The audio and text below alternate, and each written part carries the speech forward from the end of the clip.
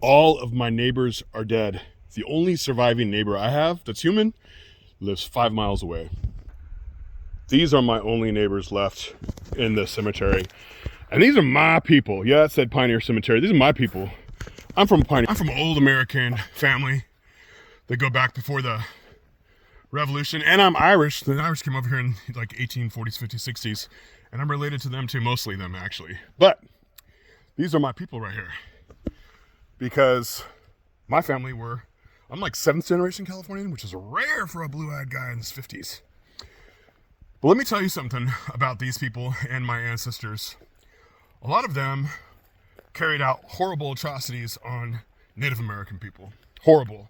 In fact, the Native American people whose land this is, the Lowencock, there's no full-blooded Lowencock left, because the few that survived the massacres and genocides and rapes and enslavement were put into reservations with tons of other tribes, and they've mixed and matched since then.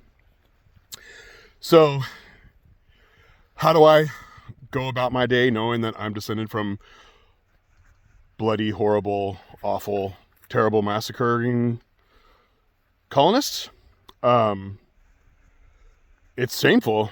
It's something I'm not proud of. You know, like we all try to be proud of the dead in our family. You know, like as soon as someone dies in our family, they're wonderful.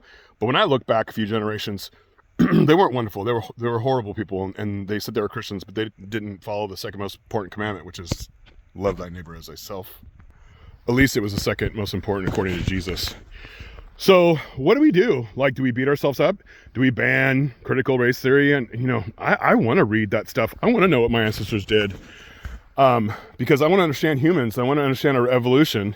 I want to understand why they did that. I can't even imagine why they did that. I can't imagine why you would kill women and children. I mean, or just anybody innocent, like, just because they're different from you. Like, I don't understand. I know they thought God promised the land, and when they came here, they saw the Indians dying of the European diseases, and they didn't understand those were diseases, so they thought God was killing the Native Americans, and so it was like, see, you can kill them too, and you can, like, that was part of their mindset, because Manifest Destiny, they saw the Indians dying of diseases, and they thought it was God killing them, and so they felt like, yeah, I'm entitled to this land, even God said so. And you know what, a lot of the natives believed them too, and that's why so many of them converted to Catholicism and Christianity so quick, because they're trying to save their lives. Look, my fellow descendants of colonists, I'm not asking you to give up all your stuff and give it to brown people and to lock yourself up in chains and to take your turn being the bottom of the thing. We need a change of consciousness, not a change of power. Okay? Let me say that again. We don't need a change of power. We need a change of consciousness. And part of that is helping to mitigate some of the damage our ancestors caused. And I'm going to make a few videos about some things we can do that won't make you feel bad. It'll make you feel good and compassionate.